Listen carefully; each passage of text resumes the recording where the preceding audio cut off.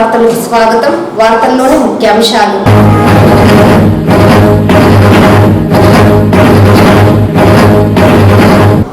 టీటీడీపై రమణ దీక్షితులు ఉద్దేశపూర్వకంగానే ఆరోపణలు చేస్తున్నారు.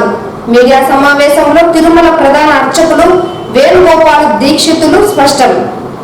వార్తల్లోని వివరాలు. శ్రీవారి ఆలయంలో ఆగమ శాస్త్రబద్ధంగానే పూజా కైంకర్యాలు నిర్వహిస్తున్నామని తిరుమల ప్రధాన అర్చకులు వేణుగోపాల దీక్షితులు తెలిపారు. ఈ సందర్భంగా ఏర్పాటు చేసిన మీడియా సమావేశంలో ఆయన మాట్లాడుతూ, ప్రస్తుతం సోషల్ మీడియాలో టీటీడీపై ఉద్దేశపూర్వకంగానే రమణ దీక్షితులు ఆరోపణలు చేస్తున్నారని, తిరుమల శ్రీవారి ఆలయంలో ఆగమ శాస్త్ర ప్రకారం పూజా కైంకర్యాలు నిర్వహిస్తున్నామని అన్నారు. అలాగే రంగనాయకుల మండపం కూడా రమణ దీక్షితులు హయాంలోనే మరమ్మత్తు పనులు జరిగాయని, అంతేకాకుండా ఆలయంలో తవ్వకాలు అంటూ రమణ దీక్షితులు తరచూ ఆరోపణలు చేయడం సరికాదని ఆగ్రహం వ్యక్తం చేశారు. రమణ దీక్షితులను సీఎం జగన్ 4 సంవత్సరాల క్రితమే గౌరవ ప్రధాన అర్చకులుగా నియమించిన ఇప్పటి వరకు విధులకు హాజరు కావడం లేదని, విధులకు హాజరు కాకుండానే రమణ దీక్షితుల కుటుంబంలో ఉన్నవారు జీతాలను మాత్రం తీసుకుంటున్నారని స్పష్టం చేశారు. టీటీడీపై దుష్ప్రచారం చేస్తూ భక్తుల మనోభావాలు దెబ్బతీసేలా మాట్లాడుతున్న రమణ దీక్షితులపై టీటీడీ చర్యలు తీసుకోవాలని డిమాండ్ చేశారు. ఇవన్నీ పూర్తి అవాస్తవాలు. తిరుమల శ్రీవారాలయంలో అన్ని ఆగమోక్తంగానే నిర్వహించబడుతూ ఉన్నాయి. తిరుమల కైంకర్యాలు ఇట్లాంటి కార్యక్రమాలన్నీ కూడా ప్రధాన అర్చకులు, ఆగమ సలహాదారులు వారి సూచనల మేరకే అధికారులు మేము ప్రోగ్రాంను ఇవ్వడం జరుగుతుంది. ఆ ప్రోగ్రాం ప్రకారమే కార్యక్రమ నిర్వహణ జరుగుతూ ఉంటుంది. రంగమండపంలో, తిరుమల రాయ మండపంలో స్తంభాలు పెట్టారని, తిరుమల ఆలయంలో ఈ యొక్క అభివృద్ధిలో భాగంగా గోడలకి చిల్లులు పెడుతున్నారు, తిరిగి తవ్వకాలు జరుగుతున్నాయనేది అనేక అవాస్తవాలు తెలియజేస్తూ ఉన్నారు. ఇవన్నీ కూడా ఆ మండపాల్లో పైకప్పులు కుంగడము, ఇతర స్తంభాలు కొంచెం వీక్ అవడం వల్ల సపోర్టుగా మరొక రాతి స్తంభాలని ఆ సమయంలోనే గత 10 ఏళ్ల క్రితం ఏర్పాటు చేయడం జరిగింది. ఇప్పుడు కొత్తగా అట్లాంటి కార్యక్రమాలు ఏమీ జరగట్లేదు. పరకామణి కూడా పాత గ్రానైట్ బండల్ని తీసేసి ఆ ప్రాంతంలో రాతి బండల్ని ఇప్పుడు నూతనంగా జరపడం జరిగింది. ఈ కార్యక్రమాలన్నీ కూడా అందరి పర్యవేక్షణలోనే జరుగుతున్నాయి. మేమందరం కూడా ప్రతినిత్యం దేవాలయంలోకి వెళ్తూనే ఉన్నాము. దేవాలయంలో కార్యక్రమాలన్నీ పర్యవేక్షణ చేసుకుంటూనే ఉన్నాము. కానీ సోషల్ మీడియాలో ఒక గౌరవమైన స్థానంలో ఉండి వంశపారంపర్యంగా సేవలు చేసుకున్న కుటుంబంలో వారు ఇటువంటి అవాస్తవాలు ప్రజల్లోకి తీసుకెళ్లడం, ఆలయ ప్రతిష్టని తిరుమల వ్యవస్థలోని ఈ యొక్క విధంగా జరుగుతున్నదని చెప్పడం అనేది చాలా బాధాకరమైన విషయం. ఈ విషయాలన్నీ కూడా భక్తులకు తెలియజేయాలని చెప్పి మేము ఈ కార్యక్రమంలో ఉన్నాము. దేవాలయంలో ప్రస్తుతం విధులు నిర్వహిస్తూ స్వామివారి కైంకర్యాలన్నీ పర్యవేక్షిస్తున్నాం. కాబట్టి మా విధిగా భక్తులందరికీ ఇవన్నీ ఆలోచించవలసిందిగా, ఇట్లాంటి అవాస్తవాలను నమ్మకుండా మీరందరూ కూడా ఇట్లాంటి అవాస్తవాలను తీవ్రంగా ఖండించాల్సిన అవసరం. ప్రతిరోజు లక్షల మంది భక్తులు తిరుమల ఆలయంలోకి వస్తూ ఉంటారు. ఆలయంలో జరిగే అన్ని సేవల్లో భక్తులందరూ కూడా పాల్గొంటూ ఉంటారు. వారందరి కళ్ళ ముందే ఈ కార్యక్రమాలన్నీ జరుగుతుంటాయి. కానీ ఇవన్నీ ఏకాంతంగా గుడి మూసేసి జరిగే కార్యక్రమాల్లాగా వాళ్ళు చిత్రీకరించడం చాలా బాధాకరమైన విషయం.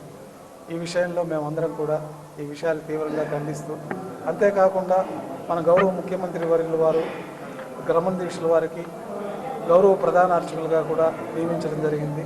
వారు గౌరవ ప్రధాన అర్చకులుగా సుమారు 4 సంవత్సరాల నుంచి గుడికే రాకుండా ప్రతి నెలా కూడా 80,000 రూపాయల జీతాన్ని తీసుకుంటూ తిరిగి దేవాలయం పైన, ఈ వ్యవస్థ పైన ఇట్లా అపవాదులు సృష్టించడం అనేది చాలా బాధాకరమైన విషయం. వారు కానీ వారి కుటుంబీకుల్లో వాళ్ళ అబ్బాయి కూడా నేటి వరకు కూడా సంవత్సరాల తరబడి దేవాలయానికే రాకుండా ఎప్పుడో ఒకసారి ఒక 2 రోజులు వచ్చి రెన్యువల్ చేసుకొని వెళ్ళినట్టు కైంకర్యాల్లో పాల్గొనకుండా ఇద్దరు దూరంగా ఎక్కడో బయట తిరుగుతూ ఇట్లాంటి అవాస్తవాలు ప్రచారం చేయడం చాలా బాధాకరం. భక్తులందరూ కూడా దీన్ని తీవ్రంగా ఖండించాల్సిన అవసరం ఉన్నది. ఈ విషయాలన్నీ కూడా మా ప్రధాన అర్చకులు మేమందరం కూడా తీవ్రంగా ఖండిస్తున్నాం.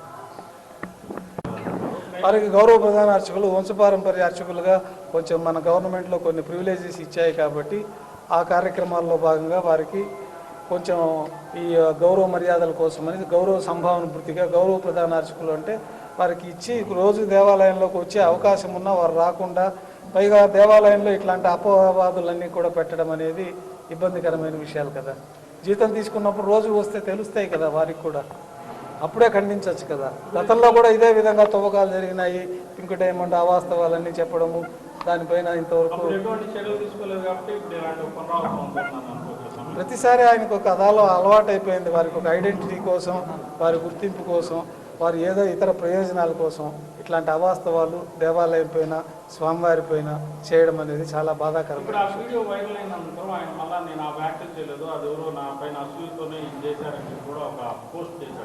అది చాలా తప్పు కదా. ఆ వీడియో మేము కూడా మాకు ఎవరో పంపిస్తే చూడడం జరిగింది. స్వయాన ఆయన వాయిస్, ఆయన టీషర్ట్ వేసుకొని, ఆయన లుంగీలు కట్టుకొని ఉన్నాడు. పైగా ధర్మారెడ్డి గారు టీషర్ట్ వేసుకొని లుంగీలు కట్టుకుంటారు క్రిస్టియన్ అని చెప్పడం అనేది ఎంత అవాస్తవం. ధర్మారెడ్డి గారు క్రిస్టియన్ ఎట్లా అవుతారు? ఆయన హిందువుగా వాళ్ళ ఊర్లో దేవాలయాన్ని కూడా మేమే ప్రతిష్ఠ చేశాము. వేణుగోపాల స్వామి దేవాలయం వాళ్ళ ఊర్లో జీర్ణోద్ధరణ చేసి నూతనంగా దేవాలయం కట్టించడము, తర్వాత వారి ఊర్లోనే రామాలయాన్ని కూడా వాళ్ళ గ్రామస్తులందరూ కలిసి ఈ దేవాలయం నిర్మించే విధంగా చేయడము, ఆ కార్యక్రమాలకు మేము కూడా వెళ్ళడం జరిగింది.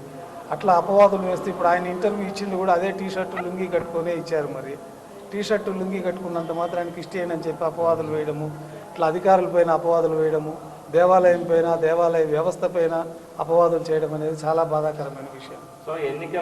తిరుమల శ్రీవారిని ఈ రోజు ఉదయం విఐపి విరామ సమయంలో పలువురు ప్రముఖులు దర్శించుకున్నారు. స్వామివారిని దర్శించుకున్న వారిలో తెలంగాణ ఎమ్మెల్సీ పోచంపల్లి శ్రీనివాస్, నందమూరి తేజస్విని, మాజీ టీటీడీ చైర్మన్ వైవి సుబ్బారెడ్డి, మంత్రి కారుమూరి నాగేశ్వరరావు, తెలంగాణ ఎంపీ అనిల్ యాదవ్, కేంద్ర మంత్రి భగవత్ వేరువేరుగా స్వామివారి సేవలో పాల్గొని మొక్కులు చెల్లించుకున్నారు. శ్రీవారి దర్శనార్థం తిరుమలకు విచ్చేసిన వీరికి ఆలయ అధికారులు స్వాగతం పలికి దర్శన ఏర్పాట్లు చేశారు. అనంతరం రంగనాథ మండపంలో వేద పండితులు వేద ఆశీర్వచనం చేసి స్వామివారి తీర్థ ప్రసాదాలను అందజేశారు.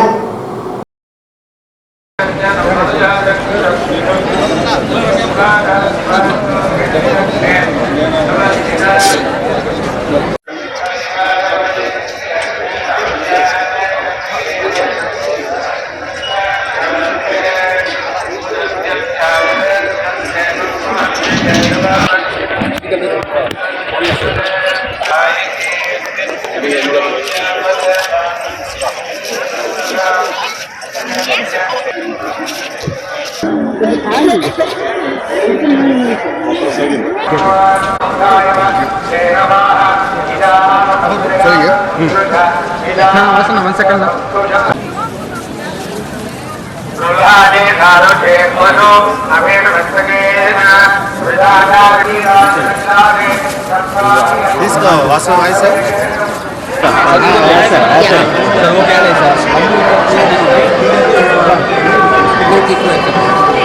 इधर हमने लेंगे मंजू रश्मि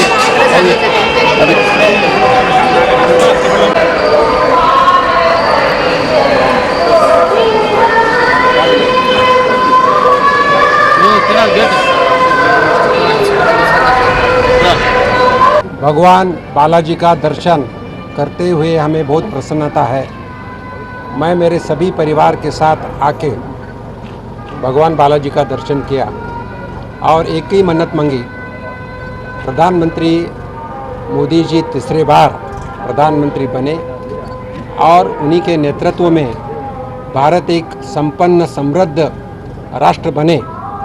अयोध्या में जैसा राम मंदिर बना है, उसके बाद उन्हीं के संकल्प के माध्यम से भारत देश में राम राज्य आए और सभी का कल्याण हुए। ये भगवान को हमने मांग किया है और मुझे भरोसा है मेरा कुल दैवत बालाजी ही है और जो कोई यह आके लीन होता है, दर्शन लेता है, उसकी मनोकामना भगवान बालाजी पूरा करता है और भगवान बालाजी हमें सभी को आशीर्वाद दे।